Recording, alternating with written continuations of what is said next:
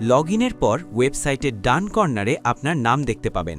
নামের উপর ক্লিক করলে আপনাকে একটি ইনভেস্টমেন্ট ড্যাশবোর্ডে নিয়ে আসবে, যেখানে মূলত আপনার ইনভেস্টমেন্ট সংক্রান্ত সব ধরনের তথ্য পাবেন। ওয়ালেট রিচার্জ বা ডিপোজিট করার জন্য বাম পাশের মেনু থেকে প্রথমে ওয়ালেট ও পরে ডিপোজিটে ক্লিক করুন।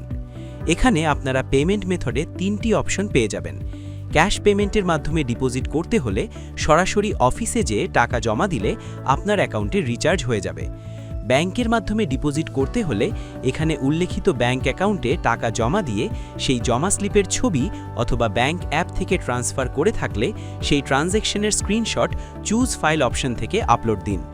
24 ঘন্টার মধ্যে ভেরিফিকেশনের পর আপনার অ্যাকাউন্টে টাকা জমা হয়ে যাবে। এছাড়াও অনলাইন পেমেন্ট অপশন হচ্ছে সবচেয়ে সহজ। প্রথমে আপনি কাঙ্ক্ষিত টাকার পরিমাণ বসিয়ে পে উইথ সূর্য পে বাটনে ক্লিক করুন।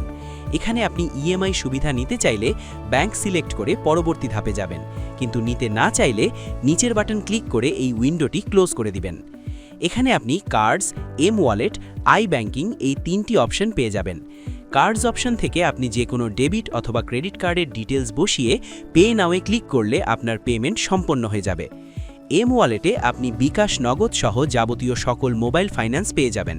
সেখান থেকে আপনার পছন্দমতো যে কোনো একটিতে ক্লিক করুন। এরপর আপনার অ্যাকাউন্ট নাম্বার, পিন ও ওটিপি দিয়ে পেমেন্ট সম্পন্ন করুন। পেমেন্ট সম্পন্ন করে ড্যাশবোর্ডে ফিরে আসলে আপনার নামের পাশে কারেন্ট ব্যালেন্সে আপনার যোগকৃত অ্যামাউন্ট দেখতে পাবেন।